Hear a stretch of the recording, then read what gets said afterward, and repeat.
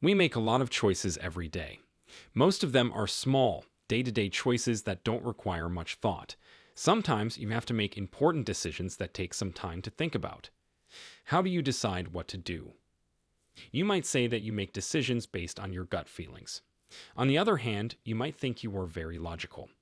In reality, everyone makes important choices based on how they feel, and most of the time, they don't even know it. Want to learn more about how people feel in general?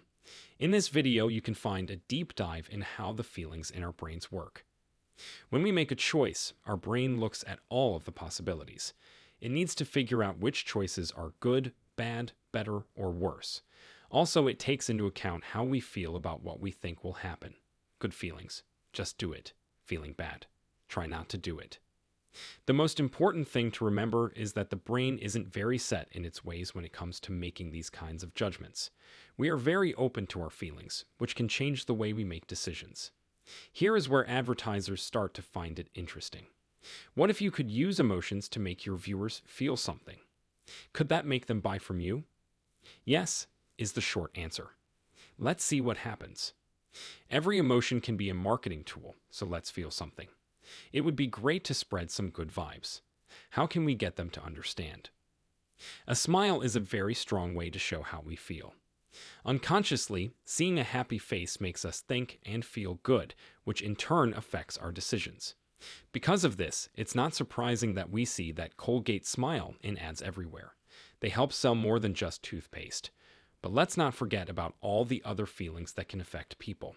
Imagine joy, hope, love, and surprise. Even things like fear, anger, shame, and guilt. Every one of these feelings could be used to sell something.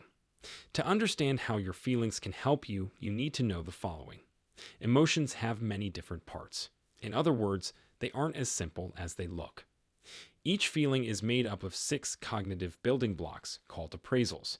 These are self-accountability, pleasantness, certainty, anticipated effort, attention, and situational control. The ratings for each feeling are different in how strong they are. So how can we use what we know about psychology to our benefit? In this blog post, we'll look at this question for 2 ratings: self-accountability and pleasantness. Taking responsibility. Self-responsibility is a key part of feelings like sorrow and guilt.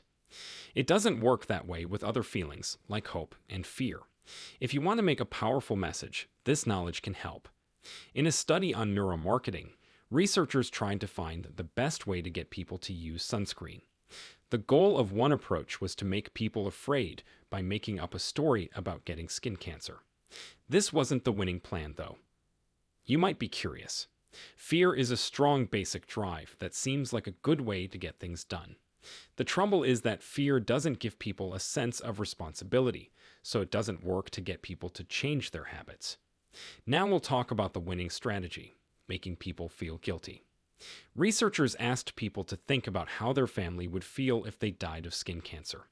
Their feelings of guilt came with a strong sense of self-accountability, which made them more likely to change their plans and actions. Why so negative? So far, the cases we've talked about have gone from making us smile and feel good to being scary and making us feel bad. So, we've now talked about the second rating, how nice someone is. This evaluation makes a clear split between feelings that make us feel good and emotions that make us feel bad. Why would we try to make people feel bad by giving them thoughts that are disturbing or even shocking? The thing is, these kinds of negative emotional appeals can be a marketer's best friend when they want their effort to have an impact and make people want to change. Most of the time, it's these ads that end up going viral because they make people feel so strongly. A powerful impact. The New Zealand Transport Agency's 2014 advertisement about road safety is an example of this. The strong ad shows 2 cars just before they are about to crash at high speed. When time stops, both drivers get out of their cars and think about what they did before the crash. The feelings of guilt, fear, and sadness that build up before the accident are real, which makes their message strong. Did you notice that this effort is also a great way to appeal to people's sense of being responsible for themselves? Again, the shame factor is what made this work. Avoid bad vibes. Stories like this one that went viral might make you think that having bad feelings is the way to go. There could be problems with them, though. For one thing, you could hurt someone's feelings if you try to make them feel guilty or ashamed.